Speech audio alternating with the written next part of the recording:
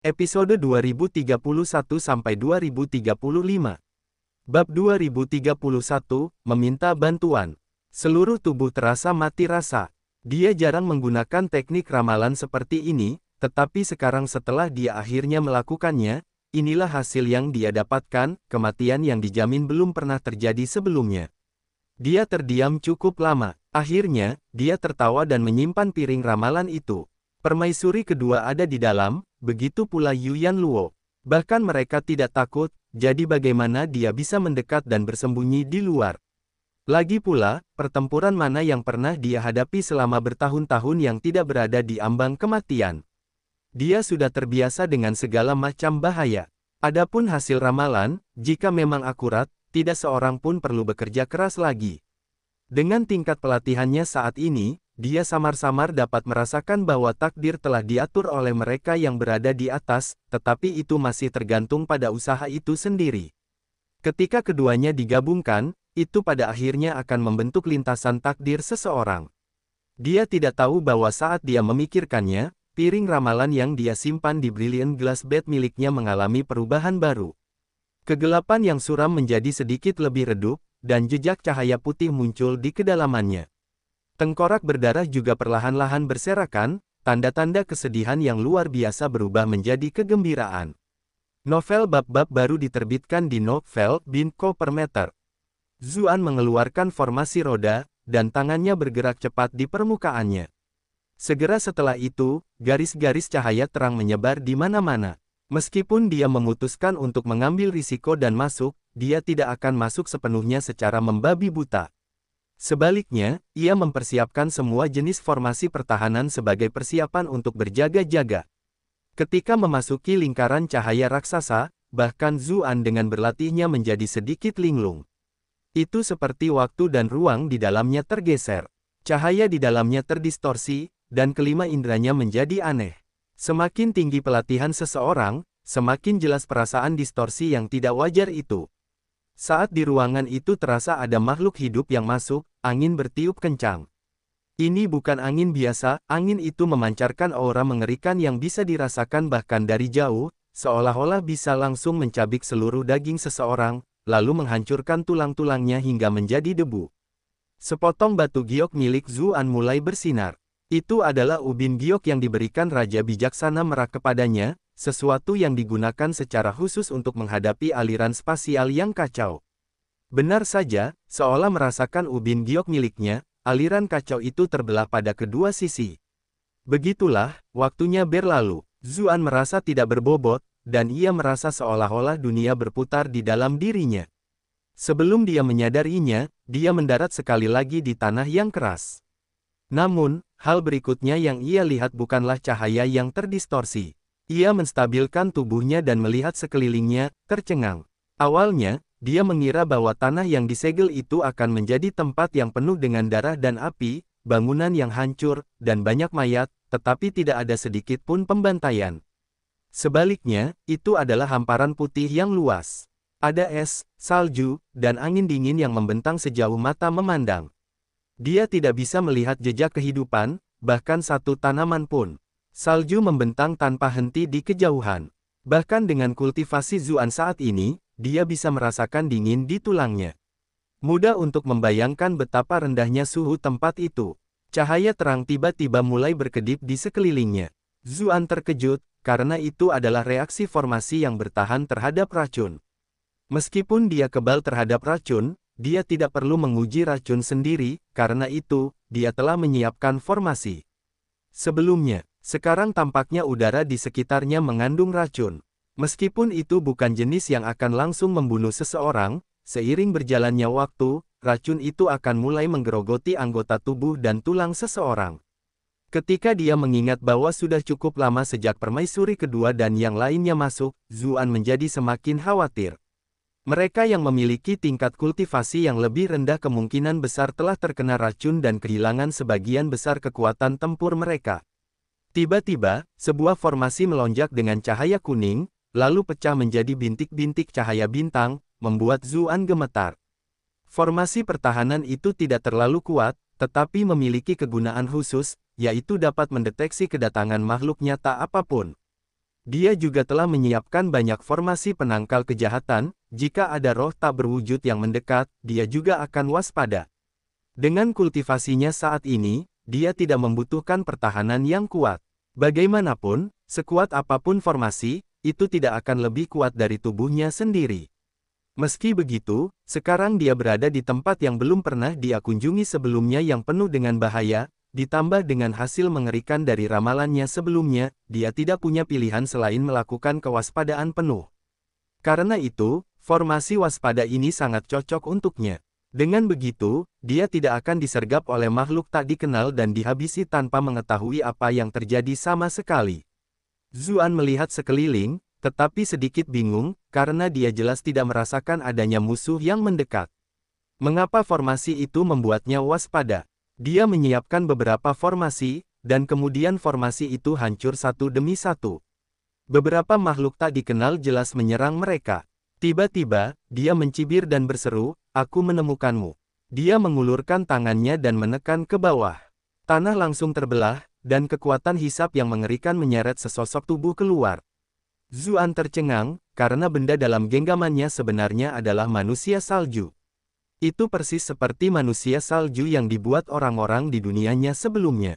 Tubuhnya yang gemuk tidak memiliki leher, dan lengan serta kakinya semuanya sangat pendek. Saat tertangkap, ekspresi jahat muncul di wajah manusia salju itu. Ia mengacungkan cakar dan taringnya ke arah Zuan. Namun, Zuan mencibir. Dengan meremas tangannya, manusia salju itu meledak, berubah menjadi angin dan salju yang tak berujung. Tidak heran dia tidak bisa merasakan kehadirannya, sensasi tubuhnya dan salju di sekitarnya sama persis. Dunia ini tidak memiliki apapun kecuali salju. Selain itu, salju itu tersembunyi di bawah tanah, jadi tentu saja dia tidak bisa melihatnya. Tanah bersalju di sekitarnya perlahan-lahan pecah. Satu demi satu, manusia salju merangkak keluar dan berteriak dengan ganas, namun tidak bersuara. Namun, dengan lambaian tangan Zuan, seberkas energi pedang yang tak terlihat menyelimuti sekelilingnya. Tak lama kemudian, semua manusia salju hancur berkeping-keping. Ia hendak pergi ketika tiba-tiba merasakan sesuatu. Ia melihat ke tanah tempat manusia salju tadi berada. Di sana, salju yang hancur menyatu kembali dengan kecepatan yang terlihat. Tak lama kemudian, manusia salju itu sekali lagi berdiri dan menyerbu Zuan lagi. Zuan tercengang. Dia dengan cepat mengalahkan manusia salju, tetapi mereka segera berkumpul dan beregenerasi sekali lagi. Dia terdiam. Manusia salju itu tidak sekuat itu, tetapi yang sulit adalah mereka memiliki tubuh yang tidak dapat mati. Tidak peduli berapa kali dia mengalahkan mereka, mereka selalu beregenerasi dengan cepat. Bagaimanapun, dunia di sekitarnya adalah hamparan es dan salju yang tak berujung. Jika ini terus berlanjut, akan sulit untuk mengatakan apakah dia bisa bertahan lebih lama. Makhluk elemental, ya, gumam Zuan, dia menyerah pada serangan fisik dan menggunakan api teratai putih. Bunga teratai raksasa mekar di tengah salju, dan api yang tak terhitung jumlahnya menyembur keluar. Semua manusia salju mencair dan tidak dapat beregenerasi lagi. Yang tersisa di tempat mereka hanyalah kawah besar tempat es dan salju mencair, memperlihatkan tanah yang terkubur dalam-dalam. Suhu mengerikan dari api teratai putih bahkan menciptakan aliran lava di permukaan tanah. Mata Zuan tiba-tiba menyipit. Dia terbang ke tengah magma dan mengeluarkan sesosok mayat. Tidak, setengah mayat. Mayat itu telah dikunyah oleh manusia salju, organ dalamnya telah dikosongkan. Hanya kepalanya yang masih dalam kondisi baik. Ekspresi Zuan menjadi gelap, karena dia mengenali orang ini. Dia adalah salah satu pengawal di sisi Putri Suolun. Meskipun dia tidak ingat nama pengawal itu, Zuan telah melihatnya beberapa kali di sisi sang putri, dan tahu bahwa dia adalah salah satu pengawal Putri Suolun yang paling dipercaya. Jika dia berakhir dalam keadaan seperti itu berarti semuanya mungkin menjadi pertanda buruk bagi Putri Suolun. Dia mencari-cari, tetapi hanya menemukan satu mayat. Dia bertanya-tanya apakah itu benar-benar hanya satu, atau apakah yang lain sudah sepenuhnya dimakan oleh manusia salju itu. Saya mencengkeram tangannya, dan sebuah token perintah muncul di dalamnya. Ia melihat bahwa itu adalah lambang Putri Suolun, kemungkinan besar token pinggang pribadinya. Rupanya ia telah mengirim pengawal ini kembali untuk meminta bantuan, tetapi ia tewas ketika hanya berani keluar dari pintu keluar. Beristirahatlah dengan tenang. Jika aku akhirnya bertemu Suolun Si, aku akan membantu, katanya. Dengan lambaian tangannya, api membakar mayat itu agar tidak dinodai oleh monster lebih lanjut. Dia melihat sekelilingnya dan melihat bahwa semuanya sama saja kemanapun dia memandang. Di sini, arah sudah menjadi sama sekali tidak berarti. Karena permaisuri kedua datang dengan banyak orang, dia ingin melihat apakah ada jejak. Sayangnya, angin dan salju di sini terlalu kencang. Bahkan jika ada jejak, jejak itu pasti sudah hilang seluruhnya.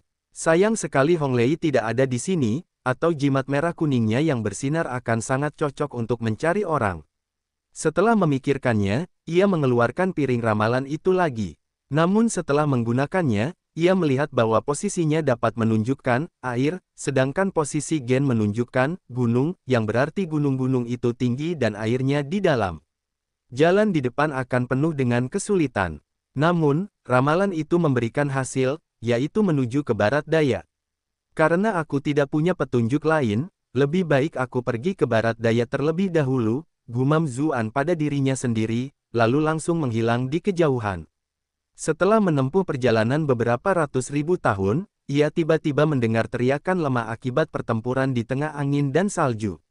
Bab 2032, Kekalahan Total. Zuan terkejut. Pertarungan apapun di sini bisa jadi pertanda adanya komplotannya dari ras iblis. Dia melesat maju dan bergegas ke tempat pertempuran. Di sana, beberapa pria dan seorang wanita dikelilingi oleh sekelompok monster. Bagi pria yang mengelilingi wanita di tengah, jelas-jelas melindunginya. Akan tetapi, wanita tidak hanya diam di sana. Sebaliknya, dia dengan cepat menggunakan semua jenis keterampilan untuk menyerang monster di sekitarnya. Namun, tak peduli seberapa keras mereka berusaha, orang-orang di pihak mereka pun tumbang. Pada saat yang hampir bersamaan, mereka yang jatuh diseret oleh monster-monster di sekitarnya sebelum tewas dalam sekejap mata. Yang lain mencoba menyelamatkan mereka, tetapi begitu salah satu dari mereka meninggalkan barisan, mereka ditelan oleh monster-monster yang menerkam. Dengan teriakan getir, mereka dengan cepat berubah menjadi daging yang tercabik-cabik. Ketika mereka melihatnya, mata rekan-rekan yang tersisa memerah. Sayangnya, tidak ada yang bisa mereka lakukan. Mereka hanya bisa menyaksikan lingkaran pertahanan mereka semakin mengecil. Jelas bahwa kelompok mereka akan ditelan oleh monster lautan kapan saja. Mereka kemudian akan mengikuti jejak rekan-rekan mereka yang telah mati. Namun, tepat pada saat mereka hampir pingsan, seberkas cahaya pedang melesat di udara. Segera setelah itu, para monster menjerit dan jatuh. Ketika mereka berbalik, mereka melihat Zuan terbang ke arah mereka. Mereka semua tidak dapat menahan diri untuk tidak berseru, "Itu Bupati." "Putri, mari kita bicarakan." Kelompok ini tidak lain adalah Putri Suolun dari ras iblis dan pengawal pribadinya. Namun, saat itu, seorang penjaga muda yang terluka parah melihat bahwa masih butuh waktu sebelum Zuan tiba. Senyum tenang muncul di wajahnya, dan dia membentuk beberapa segel rumit dan menggumamkan serangkaian kata-kata yang mendalam. Putri Suolun akhirnya menyadari apa yang dilakukannya. Dia segera berteriak, "Ah Kuan, jangan." Namun, penjaga itu telah menyelesaikan mantranya. Sekelilingnya dipenuhi cahaya ungu. Berkas demi berkas cahaya ditembakkan, menghantam monster yang mendekat hingga berlubang. Kemudian, dia sendiri jatuh ke tanah. Tepat saat itu, Zuan tiba dan memukul mundur monster-monster yang tersisa. Para penyendiri yang berada dalam kehancuran, tidak mampu mengumpulkan sedikit pun kekuatan. Putri Suolun berlari ke sisi pengawal mudanya sambil menangis, "Ah Kuan, mengapa kamu begitu bodoh?" Penjaga muda itu tertawa, wajahnya pucat saat berkata, "Putri, lukaku terlalu serius dan aku tidak bisa hidup lagi. Aku lebih baik membakar sisa dosa untuk melindungimu sedikit lebih lama." Iklan oleh Pub Future. Putri Suolun bertanya dengan heran, "Ah Kuan, apakah kamu masih punya keinginan yang belum terpenuhi? Aku pasti akan membantumu mewujudkannya." Selama mereka berada dalam bahaya, Ah Kuan selalu menjadi orang yang paling berani melawan. Semua lukanya didapat karena melindunginya. Penjaga muda itu menggelengkan kepalanya sedikit dan berkata, "Aku yatim piatu, dan karena aku sendirian di dunia ini, tidak banyak yang perlu dikhawatirkan." Jika kamu benar-benar bertanya padaku apakah aku punya keinginan yang belum terpenuhi. Dia berhenti sebentar. Dia menatap wajah cantik Putri Suolun. Meskipun sangat lemah, yang lain masih bisa merasakan kecanggungannya saat dia bertanya, bolehkah aku memeluk sang putri? Sebelum dia menyelesaikan kalimatnya, Putri Suolun memeluknya. Dia terus menangis. Ketika mereka melihat itu, para pengawal di sekitarnya tidak merasa cemburu. Sebaliknya, hanya ada kesedihan di mata mereka. Ah Kuan adalah seseorang yang tumbuh bersama sang putri. Sampai batas tertentu, mereka adalah kekasih masa kecil. Meskipun dia telah berusaha sebaik mungkin untuk menyembunyikannya, bagaimana mungkin orang lain tidak menyadari kekagumannya terhadap Putri Suolun? Lagi pula, siapa yang tidak menyukai putri yang cantik dan mulia itu? Sayangnya, ada perbedaan status di antara mereka.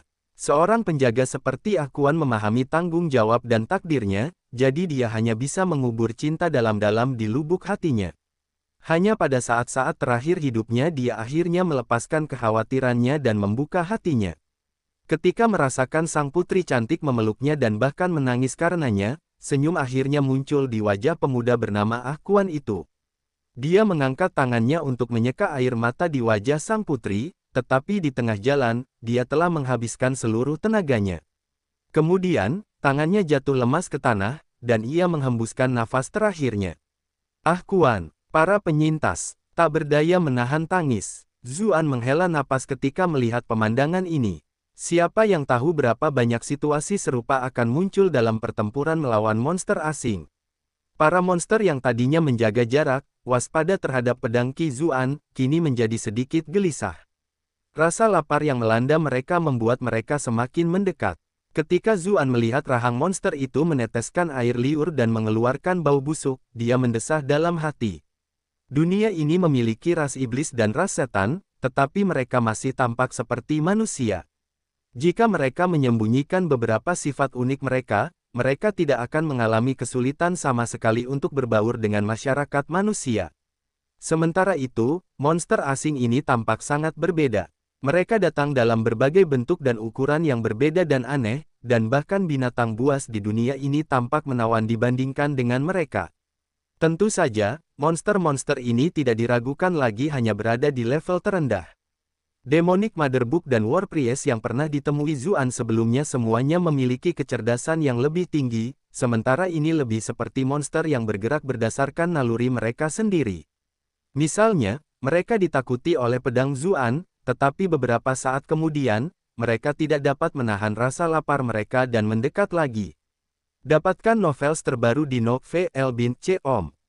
Semua orang yang hadir tidak hanya dapat melihat gigi monster yang mengerikan itu dengan jelas, mereka bahkan dapat mencium bau busuk yang keluar dari mulut makhluk halus itu. Para penjaga ras iblis semuanya terkejut. Mereka telah menyaksikan sendiri kekuatan monster-monster itu. Makhluk-makhluk itu tidak semata-mata bersifat individu, tetapi jumlahnya terlalu banyak. Jika mereka membunuh satu orang, 10 lainnya akan segera muncul. Serangan itu tidak ada habisnya, tidak mungkin penjaga bisa membunuh mereka semua. Sebaliknya, mereka dibunuh satu per satu. Setelah menyaksikan kejadian itu berulang kali, keterkejutan yang mereka rasakan sudah luar biasa. Kakak Zhu, cepatlah keluar. Kalau tidak, kau tidak akan bisa kabur jika monster-monster ini mengepungmu, kata Putri Suolun sambil berusaha keras menahan kesedihannya. Ia tidak bisa membiarkan para pengawalnya mati sia-sia. Melarikan diri, Zuan mengulanginya sambil menggelengkan kepalanya. Tidak perlu, bagaimanapun, dia datang untuk menyelamatkan mereka dan bukan untuk melarikan diri. Zuan berdiri di tengah medan perang dengan tangan kedua di belakangnya. Tiba-tiba, cincin emas muncul di udara, dan senjata emas perlahan muncul di dalamnya. Yang terjadi selanjutnya adalah hujan emas yang langsung menimpa monster yang tak terhitung jumlahnya hingga mati. Pedang emas yang tak berujung melesat ke segala arah dengan kecepatan yang melampaui apa yang dapat dilihat mata dengan jelas, hanya meninggalkan bayangan emas samar. Iklan oleh Pub Future. Para penyelidik menyaksikan dengan diam dan ekspresi terkejut. Mulut kecil Suolun Si terbuka sedikit, dan ekspresinya sedikit linglung saat dia bergumam, indah sekali. Hanya dalam beberapa saat, monster-monster ganas di sekitarnya dibantai abis. Hanya beberapa yang berada paling jauh yang bahagia, bahkan mereka akhirnya menyadari bahwa situasinya tidak baik dan berlari menyelamatkan diri. Mulut Suolunsi dan bagian bawahnya menganga. Mereka semua memandang Zuan dengan ekspresi penuh hormat, berkata, Bupati benar-benar seperti dewa. Zuan melihat banyak dari mereka yang mengalami luka hingga ke tulang. Dia mengambil beberapa obat dan memberikannya kepada mereka, sambil bertanya, mengapa kalian semua ada di sini? Di mana kelompok permaisuri kedua? Para penyelidik mengungkapkan rasa terima kasih mereka sementara Suolunsi menjawab, kami sebelumnya memasuki tanah tertutup bersama dengan permaisuri kedua, tetapi karena tempat ini terlalu besar dan semuanya adalah hamparan putih, untuk menemukan pangeran kedua dan pasukannya, kami membawa orang-orang kami dan berpencar untuk mencari ke arah yang berbeda. Kemudian, ketika kita melewati lembah bersalju, kita terbebas dan menetap sepenuhnya. Itu semua salahku. Saya menangis terseduh-seduh ketika berbicara. Para pengawal di sekitarnya semua mengangkat pembicaraan untuk menghiburnya, mengatakan bahwa itu bukan salah sang putri dan bahwa ia tidak mungkin bertemu dengan pasukan monster utama itu. Kekuatan utama, Zuan mengulanginya sambil menggelengkan kepalanya. Yang kukhawatirkan bukanlah kekuatan monster utama. Ada begitu banyak monster yang kuat, tetapi mereka masih belum menjadi kekuatan utama. Seru para penjaga dengan kaget. Zuan berkata dengan serius, monster-monster itu memiliki kemampuan reproduksi yang mengerikan. Jumlah ini tidak lebih dari setetes air di lautan. Tidak mungkin itu bisa menjadi kekuatan utama mereka. Dia telah menghadapi monster berkali-kali dan tahu tentang kemampuan mereka. Meskipun jumlahnya banyak, mereka tidak memberinya banyak tekanan. Ini jelas bukan kekuatan utama. Ketika mereka mendengar itu, seluruh kelompok ras iblis merasa putus asa. Mereka merasa seolah-olah telah bertemu dengan pasukan utama, jadi kekalahan total dalam situasi itu bisa dimengerti. Namun, mereka tidak pernah menyangka hanya akan bertemu dengan beberapa pasukan yang tersesat. Itu berarti semuanya mungkin menjadi pertanda buruk bagi yang lain di tanah yang disegel itu. Siapa yang menyarankan kalian semua untuk berpisah? Zuan bertanya dengan serius. Memisahkan pasukan di tanah yang tidak dikenal sama sekali bukanlah keputusan yang bijaksana. Itu adalah Raja Peng Emas kecil, jawab Suolunsi. Dia merasa bahwa tempat ini terlalu besar dan akan lebih cepat jika kita mencari ke arah yang berbeda. Selain itu, pasukan yang masuk berasal dari banyak faksi yang berbeda, jadi ada sedikit banyak konflik di antara kita. Jadi, jika kita bersikeras untuk pindah bersama, itu bisa menimbulkan masalah. Permaisuri kedua dan kita semua merasa bahwa usulannya masuk akal. Zuan berkata sambil mendengus, jika kau ingin mempercepat pencarianmu, cukup dengan mengirim lebih banyak pengintai. Aku belum pernah mendengar tentang pembagian pasukan. Tidak mungkin dia, sebagai salah satu dari 4 jenderal besar, tidak akan mengerti hal itu. Suolunsi bertanya dengan suara gemetar, apakah kau mengatakan ada yang salah dengan Raja Peng Emas kecil? Tapi mengapa dia melakukan itu? Zuan menggelengkan kepalanya dan berkata, kami tidak punya cukup informasi, jadi sulit bagiku untuk mengatakannya. Kuharap aku hanya terlalu banyak berpikir. Dia menunjuk ke belakangnya dan berkata, jalan ke arah ini sejauh beberapa ratus meter lagi dan kau akan sampai di pintu masuk tanah tertutup. Begitu matahari dan bulan bertukar tempat, kau bisa pergi dengan aman. Aku masih harus terus mencari orang lain. Suolunsi memasang ekspresi tegas saat berkata, aku akan pergi bersamamu. Semua penjaga ras iblis lainnya bangkit. Saya bersedia mengikutinya. Ras iblis tidak punya pembelot. Demi kejayaan klan Suolun. Bab 2033, Kota Orang Mati.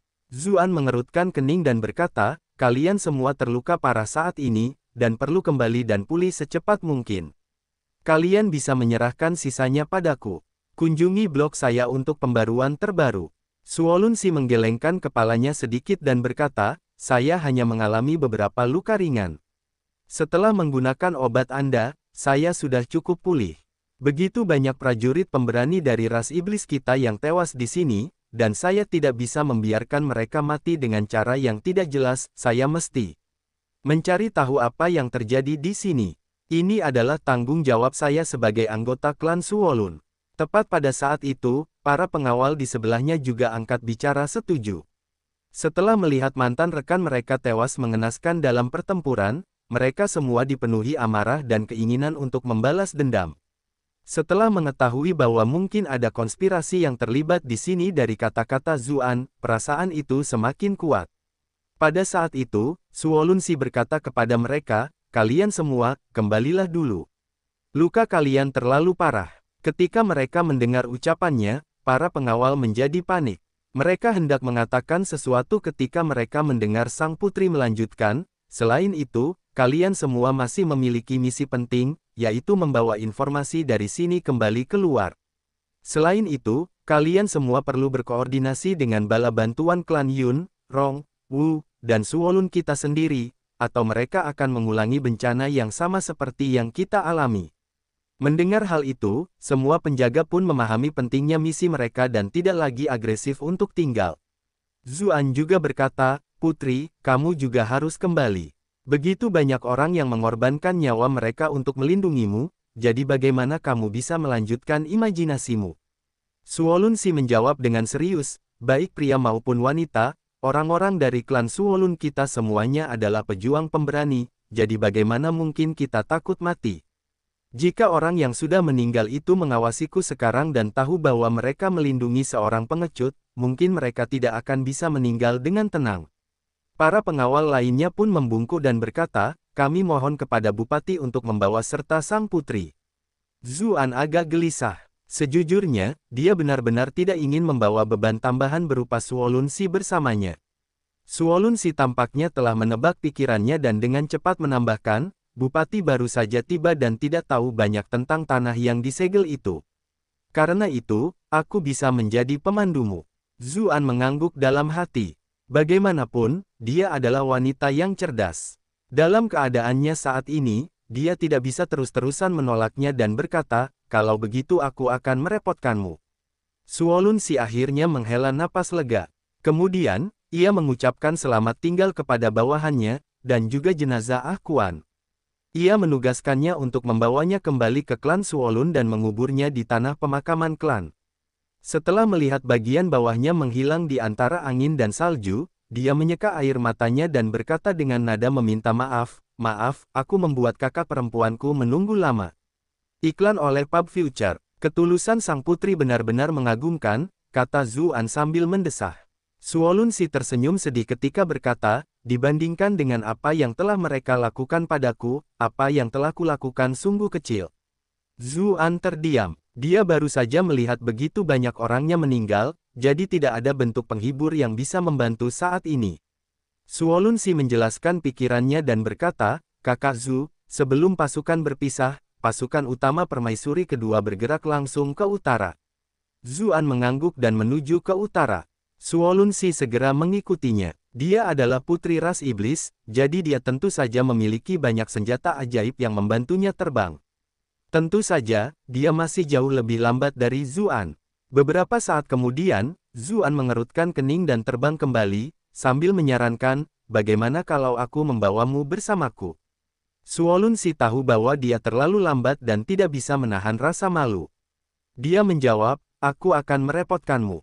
Zuan tidak banyak bicara. Dia mengangkatnya dan terbang ke udara. Suolunsi tidak menyangka dia akan bersikap begitu terang-terangan. Dia kehilangan keseimbangan dan secara naluriah meraih lengannya. Namun, akhirnya dia terbiasa dengan kecepatan terbang seperti ini. Ketika dia melihat betapa cepatnya dunia di bawahnya berubah, dia dipenuhi dengan kekaguman. Kultivasi kakak besar benar-benar tak terduga, tidak heran dia mampu meyakinkan berbagai kekuatan di istana raja. Angin dingin membuatnya sedikit merinding. Alhasil, kehangatan yang datang dari lengan yang melingkari pinggangnya terasa sangat menyengat. Dia cantik sejak kecil, dan dia juga memiliki status terhormat, jadi dia tidak pernah kekurangan pengejar, karena itu, dia selalu memberi perhatian khusus pada hal-hal ini. Dia tidak pernah membiarkan pria manapun melakukan kontak fisik dengannya. Namun, entah mengapa, di depan Zuan, dia sama sekali tidak merasa waspada. Zuan melakukannya dengan santai, dan dia sama sekali tidak menolaknya, seolah-olah semuanya wajar saja. Tetap saja, hawa panas di pinggangnya terasa seperti rasa mati. Dia tak bisa menahan diri untuk tidak melirik pria di sebelahnya. Ketika dia melihat wajahnya yang tampan yang tampak seperti pahatan marmer, dia tidak bisa menahan diri untuk tidak sedikit pun tersipu. Gerakan Suolunsi yang anggun tak luput dari perhatian Zuan. Ia harus mengakui bahwa sang putri memang cantik. Meski telah berjuang selama ini dan sedikit kuyu, kecantikannya tetap tak tersamarkan. Sedikit kemerahan di wajahnya, membuatnya tampak semakin menawan. Meski begitu, Zuan sudah benar-benar berbeda dari sebelumnya. Dia lebih khawatir tentang permaisuri kedua dan Yuyan Luo, dan tentang keselamatan pasukan utama ras iblis. Dia khawatir apakah monster dari dunia lain akan melancarkan invasi dengan kekuatan penuh, dan apakah dunia ini akan menemui ajalnya. Dibandingkan dengan hal-hal itu, nafsu tidak menimbulkan sedikit pun riak di benaknya. Iklan oleh Pub Future. Namun, untuk membantu meredakan kecanggungannya, dia bertanya, "Putri, haruskah Anda menceritakan secara rinci apa yang terjadi selama beberapa hari terakhir? Selain itu, apa sebenarnya yang Anda cari?" Ekspresi Suolunsi menjadi serius. Sebagai putri terhormat ras iblis, dia telah menerima didikan yang sangat teliti sejak dia masih muda. Dia tentu saja bukan tipe orang yang akan kehilangan akal karena emosinya. Dia menjawab, "Setelah kami berpisah, selain mencari pangeran kedua dan pasukannya, kami juga mencari tanah tertutup yang sebenarnya." Tanah tertutup yang sebenarnya, Zuan mengulanginya, tercengang. Ini pertama kalinya dia mendengar hal seperti itu. "Ini adalah sesuatu yang baru kudengar setelah masuk juga," jawab Suolunsi. "Ini adalah rahasia yang hanya diketahui oleh generasi Kaisar Iblis berikutnya. Permaisuri kedua perlu membantu Kaisar Iblis, jadi dia berhak mengetahuinya. Karena situasinya mengerikan, ia memutuskan untuk tidak terus membatasi informasi. Dia memanggil berbagai pemimpin untuk membahas masalah rahasia ini. Ada tanah yang benar-benar tersegel di tempat ini. Di sanalah para makhluk kuno kuat, monster-monster dari dunia lain, yang pada saat itu mereka sebut sebagai ras hantu. Namun seiring berjalannya waktu, segel itu sedikit mengendur. Banyak monster mendekat keluar dari dalam, dan mereka perlahan-lahan menyerbu wilayah sekitarnya. Pada saat ras Vian menyadari, semuanya sudah terlambat. Setelah ribuan tahun, satu demi satu, ras Vian kehilangan pos terdepan mereka di garis depan. Jangkauan pengaruh monster terus menyebar. Untungnya, situasinya masih bisa diatasi, tetapi konflik itu membentuk apa yang sekarang dikenal oleh dunia saat ini sebagai tanah tertutup. Zuan kini mengerti. Ia berkata, "Jadi, itu berarti ada segel sejati di kedalaman dunia ini. Selama kita dapat memperbaiki segelnya, kita dapat sepenuhnya menghindari krisis tanah tersegel, bukan?" Suolunsi menjawab dengan senyum pahit. "Bagaimana semudah itu? Kemungkinan besar itulah yang dipikirkan pangeran kedua saat itu, jadi dia mengambil risiko untuk menerobos masuk.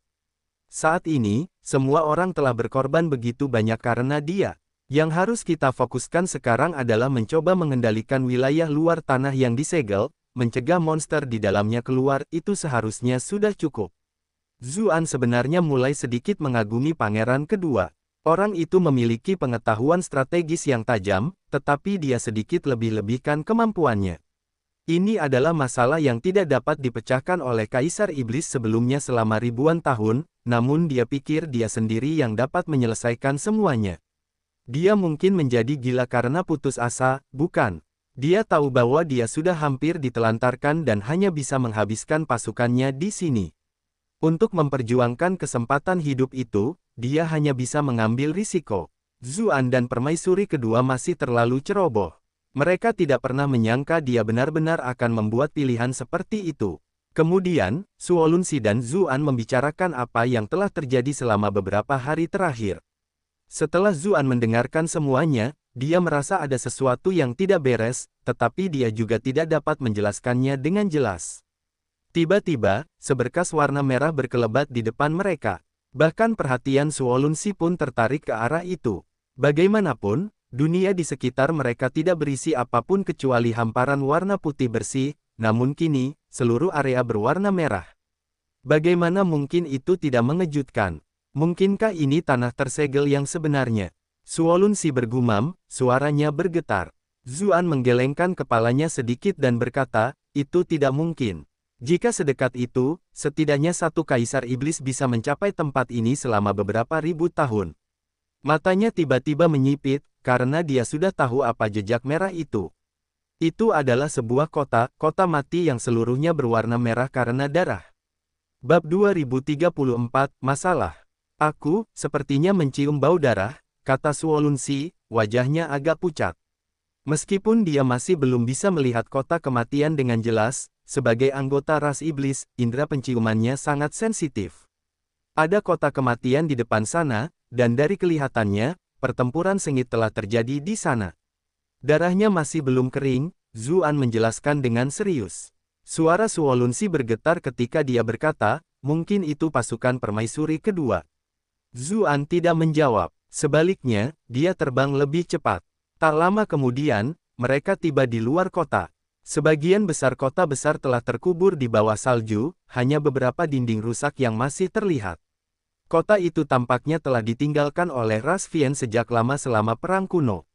Meski begitu, pertempuran besar jelas telah terjadi di sini belum lama ini, karena ada noda darah di mana-mana. Bahkan sebagian besar salju diwarnai merah tua.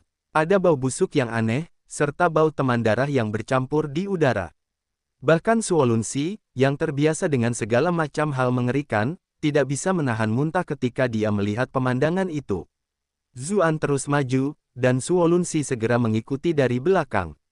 Keduanya melihat sekeliling. Mereka melihat bahwa selain noda darah, ada juga beberapa senjata dan perisai yang berserakan. Namun, tidak ada satu pun yang terlihat. Mengapa kita tidak melihat satu pun mayat? Suolunsi bertanya-tanya, suaranya sedikit bergetar. Segala sesuatu yang ada di sini terlalu aneh. Tidak hanya tidak ada mayat dari pasukan ras Vien, tidak ada juga mayat monster. Lupakan saja, bahkan tidak ada anggota tubuh yang terputus atau sisa-sisa lainnya. Zuan berkata dengan serius, monster-monster itu memakan mayat. Bahkan mayat rekan-rekan mereka pun tak terkecuali. Suolunsi teringat, kembali bagaimana teman-temannya juga telah dimangsa oleh monster-monster itu. Dia berbalik ke sudut dinding dan muntah lagi. Suasana hati Zuan juga sangat suram. Jika tidak ada yang tersisa, itu berarti monster telah memenangkan pertempuran ini. Jika tidak, ini pasti tidak akan terjadi. Saat dia menatap titik merah darah di mana-mana, dia bisa membayangkan betapa kejamnya serangan itu. Lingkungan sekitar yang mengerikan membuatnya merasakan kemarahan yang tak terungkap. Napas berat dan langkah kaki mulai memenuhi udara di sekitar mereka. Di sekitar selusin monster menyerupai komodo bergerak ke arah mereka, seolah-olah muntahan Suolunsi telah menarik perhatian mereka. Kulit monster itu penuh retakan, dan sepertinya daging di bawahnya juga busuk, dengan lendir menjijikkan yang menetes di mana-mana. Perayap, seru Suolunsi, ekspresinya berubah. Iklan oleh Pub Future, dia telah menyaksikan kekuatan makhluk-makhluk ini. Walaupun mereka semua jelek di luar, mereka sangat cepat dan kuat, mampu dengan mudah merobek baju zirah prajurit. Yang lebih penting, ada racun dalam lendir yang menutupi tubuh mereka. Jika seseorang bersentuhan dengannya, seluruh tubuhnya akan cepat terkorosi menjadi tumpukan daging busuk. Banyak prajurit dari ras iblis telah kehilangan nyawa mereka karena makhluk-makhluk ini. Para perayap itu tampaknya juga merasakannya, dan tampak seolah-olah mereka baru saja melihat makanan yang paling lezat. Mereka semua mulai bersemangat. Saat mereka berlari ke arah Suolunsi, terbang dengan awan berubah menjadi berlari cepat, mereka bergerak dengan kecepatan yang sangat tinggi. Suolunsi bermaksud membalas ketika seberkas pedang datang dari samping. Dalam waktu yang dibutuhkan pancaran api untuk terbang dari batu api, bayangan pedang memenuhi seluruh area. Pada saat kemudian, selusin kepala perayap terpisah dari tubuh mereka, dan mereka terbunuh tanpa mengetahui bagaimana mereka mati. Suolunsi menggertakkan giginya. Dia mengeluarkan tongkat dari kantong penyimpanannya dan dengan kejam menghancurkan kepala perayap itu, menghancurkannya hingga tak tersisa. Saat dia merasakan apa yang dilakukannya, Zuan berjalan mendekat dan bertanya padanya, ada apa? Bahkan jika kepala mereka dipenggal, serangga ini masih bisa menjulurkan lidah mereka untuk menyerang, dan mereka juga bisa menyemprotkan racun. Dulu, banyak orang kita yang menderita karena itu, kata Suolunsi sambil menggertakkan giginya. Ada kebencian dalam ekspresinya. Zuan tahu bahwa dia telah melihat sendiri penderitaan kekalahan total, dan bahwa dia telah mengumpulkan terlalu banyak tekanan. Membiarkannya melampiaskan sedikit amarahnya juga bagus. Tiba-tiba, dia melihat ke suatu arah dan berteriak, "Tunjukkan dirimu." Dengan lambaian tangannya, sebuah kekuatan hisap yang mengerikan menarik sesosok makhluk melalui dinding tempat dia bersembunyi. Awalnya, Suolunsi mengira itu adalah monster dan bergegas menghampiri sambil mengacungkan tongkatnya, tetapi ketika dia melihat siapa itu, dia tercengang. Itu sama sekali bukan monster, melainkan seseorang yang mengenakan pakaian prajurit Vien. Dia bertanya, "Itu kamu?" "Saya penyelidik medan perang, aku bukan monster. Jangan bunuh aku." Orang itu berteriak tergesa-gesa sambil melambaikan tangannya. Pria ini terlalu kuat dan menakutkan. Dia bahkan tidak melihat bagaimana pria itu menyerang, tetapi kemudian puluhan orang itu kehilangan kepala mereka. Sementara itu, dia begitu jauh, namun dia telah ditarik dengan mudah. "Apakah kau di bawah Raja Peng Emas Kecil?" Suolunsi bertanya, merasa seolah-olah prajurit itu agak lebih akrab. Pertimbangkan statusnya, dia telah berinteraksi dengan Raja Peng Emas Kecil dan secara alami mengenali orang-orangnya.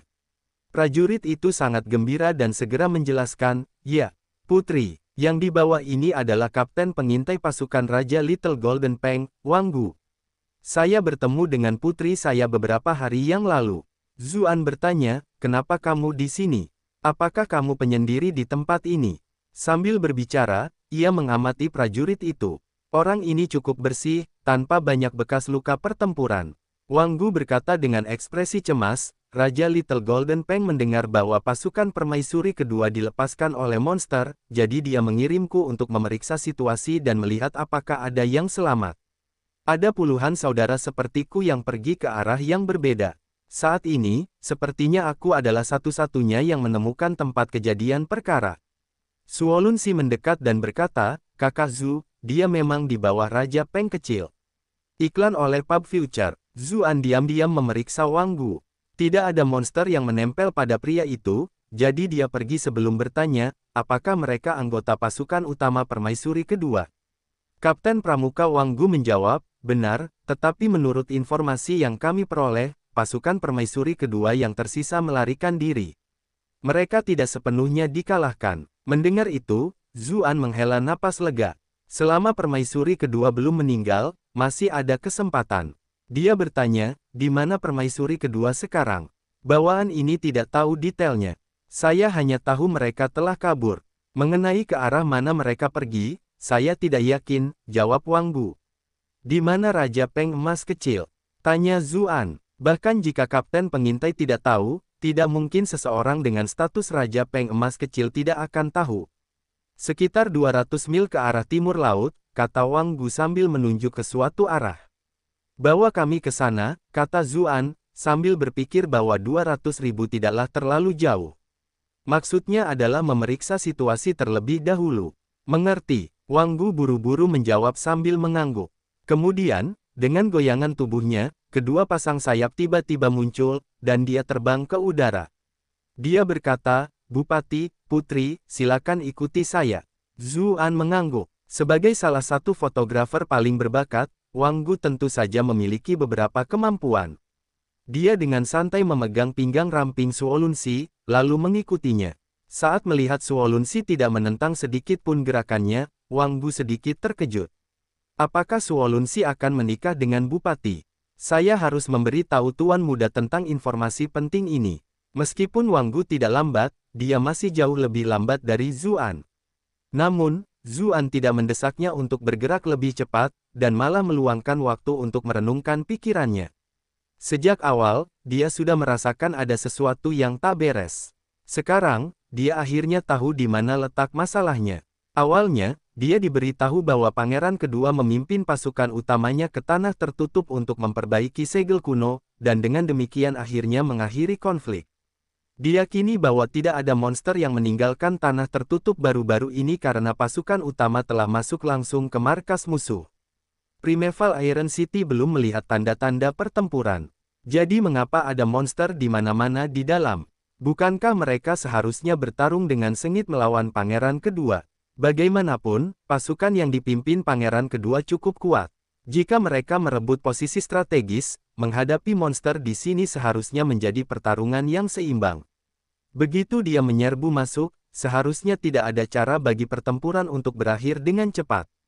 Bagaimana monster bisa memiliki kesempatan untuk menyerang bala bantuan yang dibawa permaisuri kedua? Kunjungi situs web resmi untuk pembaruan terkini. Mungkinkah pasukan pangeran kedua sudah sepenuhnya musnah?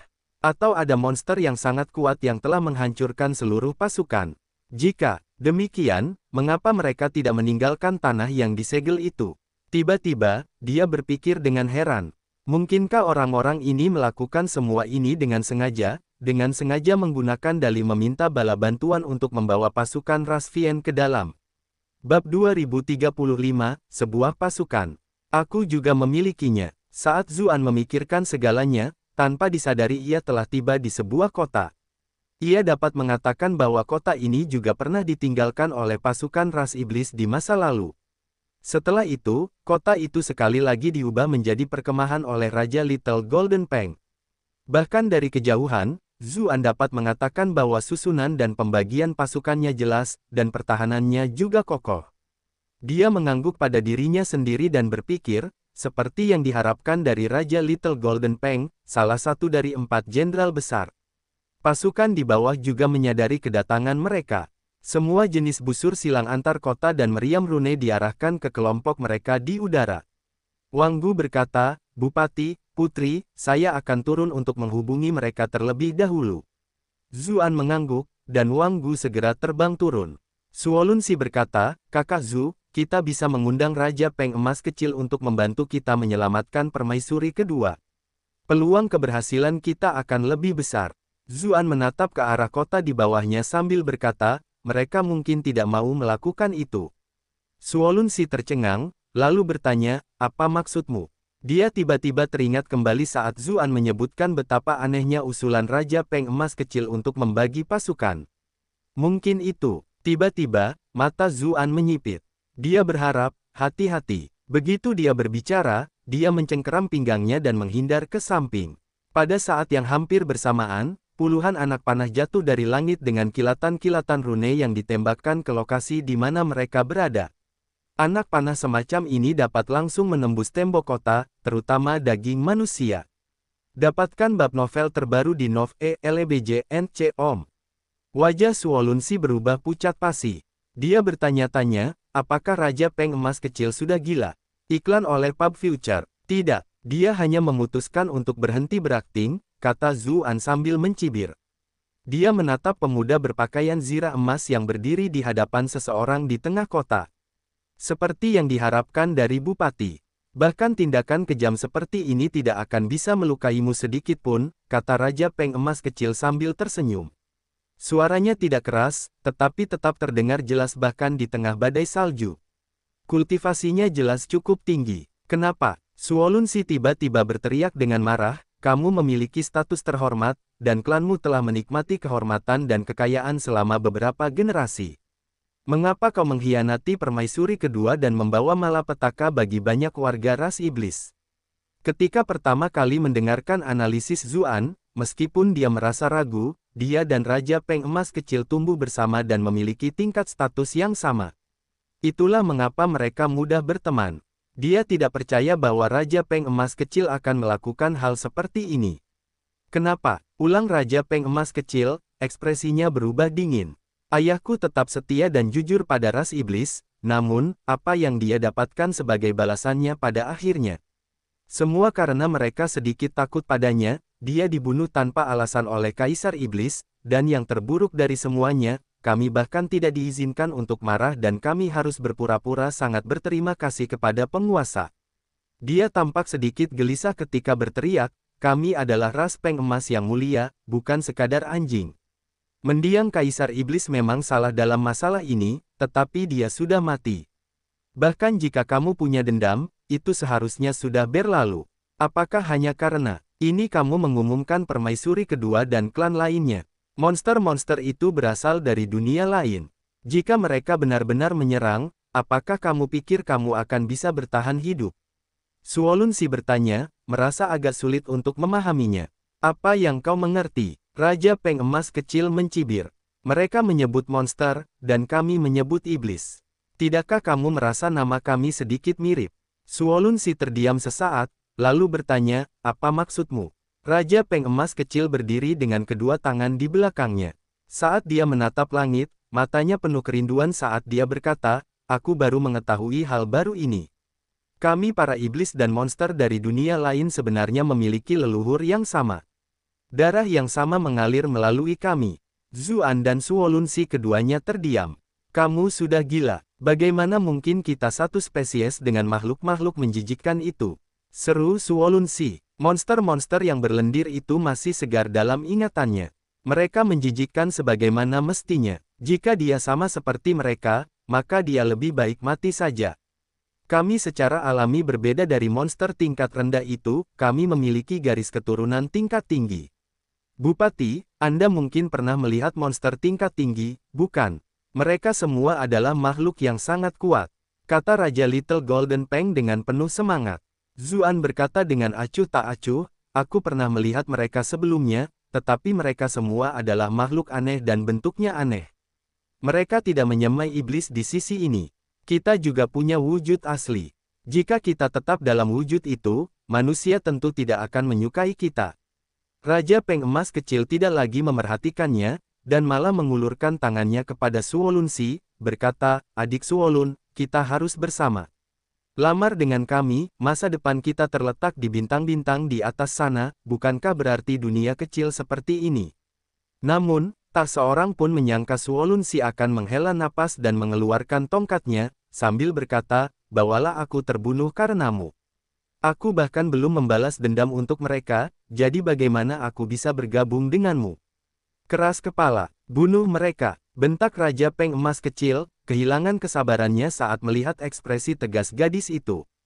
Dengan lambaian tangan, keterampilan yang tak terhitung jumlahnya bersinar dari pasukan di kota dan menembaki mereka berdua.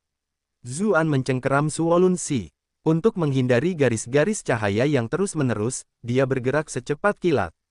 Namun, ada seluruh pasukan di bawah mereka, jadi serangannya tidak terhitung banyaknya.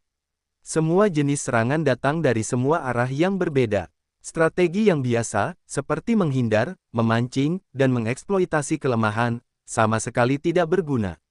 Itu juga salah satu alasan mengapa sangat sulit bagi seorang kultivator individu untuk menghadapi pasukan yang tepat. Iklan oleh Pub Future. Ketika dia melihat bahwa meskipun Zuan cepat, dia masih tidak dapat menghadapi serangan pasukan yang menutupi seluruh langit dan harus menahannya dengan tubuhnya sendiri beberapa kali, Raja Peng Emas kecil tersenyum. Dia berkata, Bupati, meskipun kultivasimu tinggi, di depan seluruh pasukan, kekuatanmu masih terlalu kecil.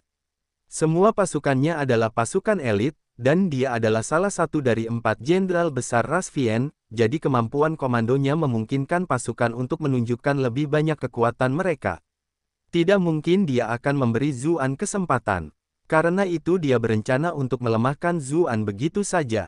Bagaimanapun, tidak peduli seberapa kuat serangan musuh, jika mereka dibagi di antara 10.000 orang, mereka masih akan bisa bertahan hidup. Para prajurit ini lemah secara individu, tetapi melalui kekuatan jumlah yang besar, mereka masih mampu mengancam para kultivator yang kuat. Suolunsi berusaha sekuat tenaga untuk memblokir serangan di bawah untuk ikut menanggung beban Zuan. Ia berkata, Kakak Zu, kau tidak perlu peduli padaku. Gunakan kesempatan ini untuk kabur. Tidak mungkin pasukannya bisa segera bergerak. Kau akan bisa menemukan kesempatan untuk membunuh dan kembali. Aku tidak punya kebiasaan meninggalkan rekan-rekanku, kata Zuan dengan tenang. Meski begitu, di hadapan pasukan yang sudah siap sepenuhnya, kekuatan satu orang terbatas. Seru Suolunsi panik. Sebagai anggota eselon atas ras iblis, dia tahu betul keuntungan yang dimiliki pasukan terhadap satu kultivator. Tentara, aku juga punya, kata Zuan sambil terkekeh. Suolunsi tertegun. Kemudian, dia merasakan riak-riak seperti air muncul di udara. Setelah itu, sekelompok besar burung logam aneh muncul dari riak-riak itu. Beberapa dari mereka pipih dan ramping, seluruhnya hitam seperti elang, sementara yang lain berukuran besar dan seluruhnya putih seperti angsa. Apa itu? Tanya Raja Peng Emas kecil. Dia tertegun, tetapi secara naluriah dia merasakan bahaya di balik benda-benda ini. Dia segera memerintahkan bawahannya untuk menembak burung-burung logam itu terlebih dahulu. Namun, burung-burung logam itu terbang terlalu tinggi, mencapai puluhan ribu meter di udara, dan terbang dengan sangat cepat. Sulit bagi serangan tentara untuk mengenai benda-benda seperti itu. Tiba-tiba, burung-burung logam itu tampak bertelur. Deretan benda-benda tak dikenal muncul dari perut mereka dan jatuh ke pasukan Raja Peng Emas kecil. Saat mereka mendengarkan teriakan melengking di angin, para prajurit bahkan tidak memerlukan perintah Raja Peng Emas kecil untuk menembaki benda-benda bulat itu. Ledakan. Garis-garis api yang menyilaukan muncul di langit. Hembusan udara yang mengerikan menelan seluruh kota yang hancur. Awalnya, formasi pertahanan tentara masih mampu menahan gelombang kejut, tetapi karena semakin banyak bom yang dijatuhkan, formasi mereka tidak mampu lagi menahan kerusakan. Retakan muncul satu demi satu. Akhirnya, kota itu hancur total, dan seluruh kota berubah menjadi lautan api dan getaran. Tentara Raja Little Golden Peng tidak bisa lagi tetap terorganisir. Mereka berteriak sambil berlari ke segala arah. Zuan berpikir dalam hatinya, bagaimana mungkin para prajurit ini mampu menahan kekuatan B2 yang dipasangkan dengan Tupolev Tu-160. Rahang Suolunsi tidak pernah tertutup setelah awalnya terjatuh. Matanya yang indah penuh dengan kejutan. Apa-apaan ini? Bagaimana mungkin kakak Zu masih memiliki begitu banyak barang yang berbeda? Ketika dia melihat pasukan elitnya yang mengagumkan telah dikalahkan dalam sedetik, Raja Peng Emas kecil hampir hancur. Dia berubah menjadi seberkas cahaya keemasan dan membelah langit. Kemanapun dia pergi, burung-burung logam aneh itu hancur dan meledak satu demi satu. Ekspresi Zuan berubah dingin. Dia menghilang, lalu meraih cahaya keemasan itu.